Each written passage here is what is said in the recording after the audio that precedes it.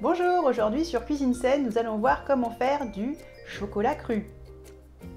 Pour réaliser ce chocolat cru, nous aurons besoin de 80 g de beurre de cacao cru, 20 g d'huile de coco, 75 g de poudre de cacao cru, une pincée de sel et 60 ml de sirop de coco. À défaut, vous pouvez prendre du sirop d'agave ou du miel si vous n'êtes pas vegan.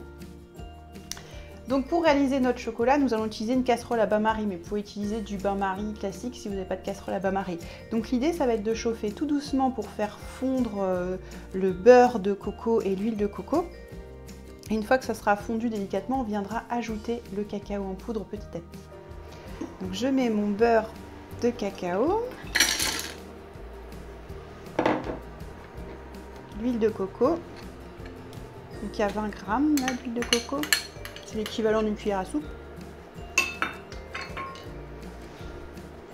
Je vais aussi mettre le sirop de coco.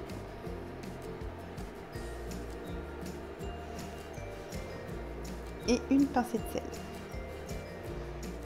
Donc l'idée là, c'est de pouvoir faire fondre les différents ingrédients à faible température. Pour rester dans le cru, il faut être à moins de 40 degrés. Mais si vous dépassez un peu, c'est pas non plus dramatique, ça fonctionnera quand même.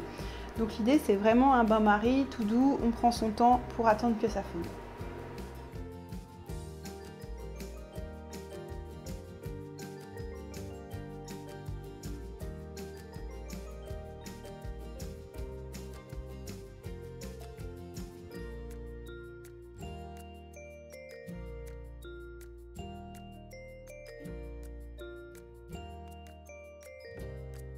Une fois que le mélange est bien homogène, on va le mouler. Donc si vous avez des moules à tablette, vous pouvez utiliser ça. Sinon, vous pouvez très bien utiliser un moule en verre classique.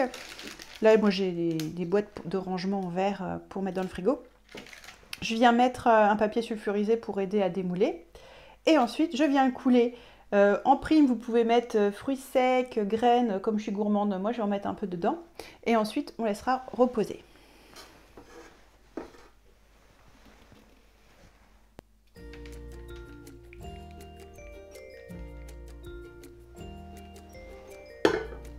Donc là, vous pouvez mettre des fruits secs, des graines, des baies de goji, des noisettes, des amandes, ce que vous aimez. C'est un petit mélange ici.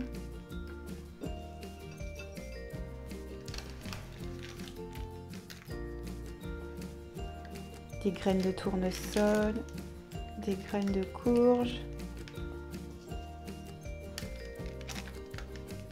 et des petits fruits secs.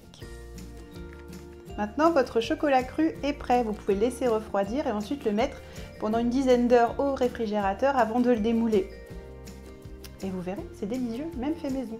Le goût va dépendre du cacao cru que vous choisissez principalement. Vous avez aimé la vidéo, n'oubliez pas de liker et partager, de vous abonner à la chaîne et à la semaine prochaine sur Cuisine Saine.